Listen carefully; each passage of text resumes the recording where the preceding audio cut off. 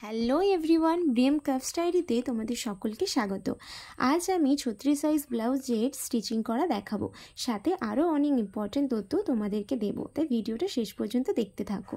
তো দেখো, প্রথমে আমি ফ্রন্ট পার্টের অংশগুলোকে এখানে নিয়েছি। এবার অস্ত্র এবং মেন কাপড়গুলো আমি সেলাই করে প্রত্যেকটা অংশকে আমি সাজিয়ে নিয়েছি। এরপর আমি ব্লাউজের খাপটা রেডি করব। তো তার জন্য ফ্রন্ট পার্টের দুটো অংশকে আমি নিয়ে খাপটাকে রেডি করে নিয়েছি এবং প্রত্যেকটাতেই কিন্তু আমি এখানে ডবল সেলাই ইউজ করছি। এবং খাপটা রেডি করার পর যদি অতিরিক্ত কাপড় বেঁচে থাকে সেগুলোকে তোমরা কিন্তু কেটে বাদ দিয়ে দিতে পারো। এরপর ফ্রন্ট পার্টে যে অংশটা আর একটা রয়েছে তার সাথে আমি ওই খাপটা স্টিচ করে দিচ্ছি এবং স্টিচ করে নেওয়ার পর আমার যে বেলটা রয়েছে ফ্রন্ট পার্টে সেটা আমি ওই অংশের ওপর বসিয়ে যে অতিরিক্ত কাপড়টা যেভাবে তোমরা ভিডিওতে দেখতে পাচ্ছ আমি দেখালাম, সেই অংশটাই কিন্তু আমি ওই খাপটাতে টেকেন দেব।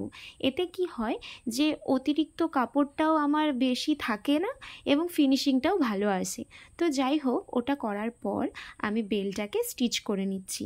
স্টিচ করার পর বেলটার ওপর দুটো আমি এখানে সেলাই দেব, যেটা তোমরা দেখতেই পাচ্ছ ভিডিওতে।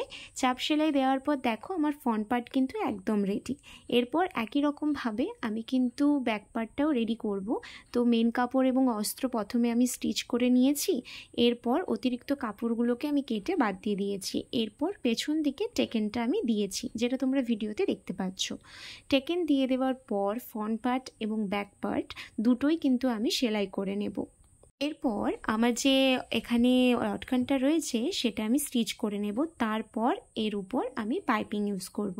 আমি এখানে রেডিমেড পাইপিং ইউজ করছি, তোমরা চাইলে বাড়িতেও কিন্তু বানিয়ে নিতে পারো। তবে আমার সময়ের অভাবের জন্য বেশিরভাগ ক্ষেত্রে আমি রেডিমেড পাইপিংটাই ইউজ করে থাকি। তো দেখো, পাইপিং আমার লাগানো হয়ে গিয়েছে এবং তার সাথে আমি এখানে পাতাটাও কিন্তু লাগিয়ে নিয়েছি। তারপর আমি দুটো মেন কাপ সেলাই করে কোমরপট্টিটাও লাগিয়ে নিয়েছি। দেখো, আমার ব্লাউজ কিন্তু রেডি। তোমাদের ভালো লাগলে অবশ্যই একটা লাইক করে দিও।